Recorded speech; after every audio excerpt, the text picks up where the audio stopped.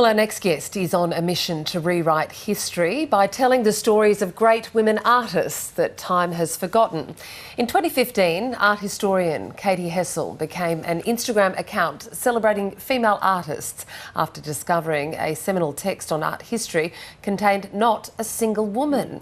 She's since parlayed its success into a podcast and written her own version of the same book, The Story of Art Without Men. And she's in Sydney for the Sydney Writers' Festival. Katie Hessel joins us now. Welcome to Weekend Breakfast. Thanks so much for coming in. Thank you so much for having me.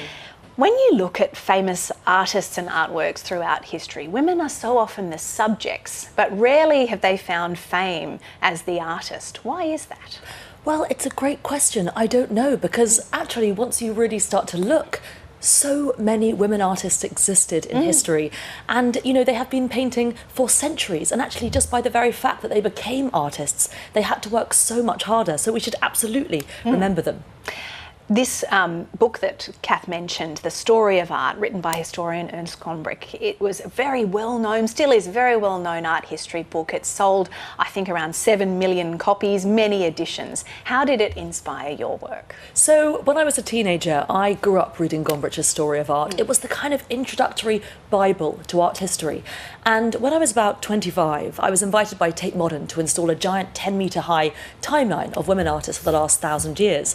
So I went to my Gombrich, I flicked the timeline at the back, and I went through all the different artists, and I realised that not a single woman was mentioned, and so I thought something must be done about this. And so you've written your book. Yes. Tell us about the book. So The Story of Art Without Men is very much paying homage to Gombrich as well. I loved that book because I grew up reading it and it was accessible. It was beautifully illustrated, the prose was beautiful, and so that's what I want to do. I want to introduce people to art history. So I always say to people, this is a book that spans from the Renaissance to the present day, the last 500 years of art history, and we go through the Dada, the Harlem Renaissance, the Surrealists, the Impressionists, but of course we just tell another side of the story.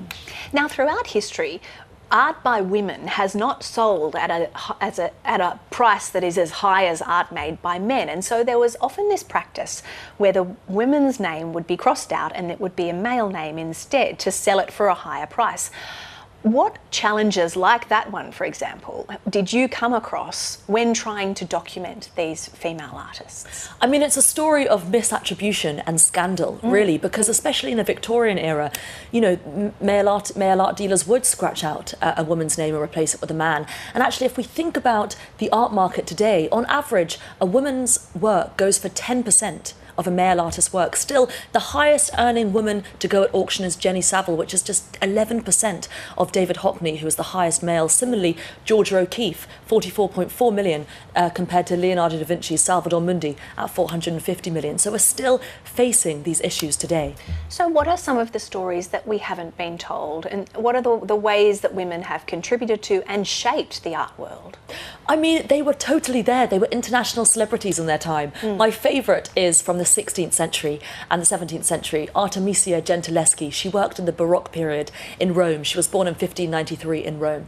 And she created these towering images of heroic women from history. And so when we so often see pictures of Susanna or Judith, these very famous subjects for male artists in the 17th century, so often these women are idealised, sexualised, objectified, but she really paints them from a female point of view. And when I look at her work, I feel like it gives me a voice 400 years ago. I wonder, has the art world been receptive to the work that you do, or have you experienced some resistance? Well, I think, it's part of the like-mindedness. There are so many people doing what I do in the sense to sort of change the history of art, because actually what we've told is kind of the history of patriarchy rather than the history of art. And I think that's exciting because it's not about saying we should erase certain histories. It's saying we should add all these voices, because I always think if you're not seeing art by a wide range of people, then you're not seeing society as a whole.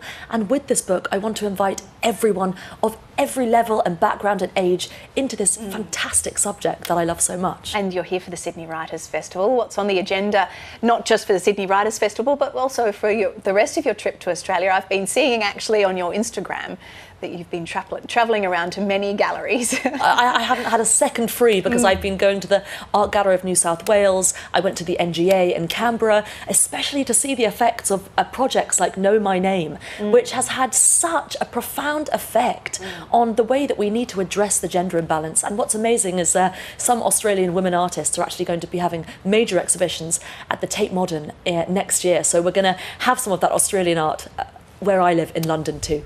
Very exciting. Katie Hessel, it's great to have you on Weekend Breakfast this morning. Thank you so much for your time. Thanks so much. That's it. I want to go and study art history now. I know. That was really I'll inspiring. enroll together. Yeah. Let's do it. Maybe just no exams, because there were a lot of facts and figures in there. Yeah. But what a wonderful chat. Thank you for bringing that to us.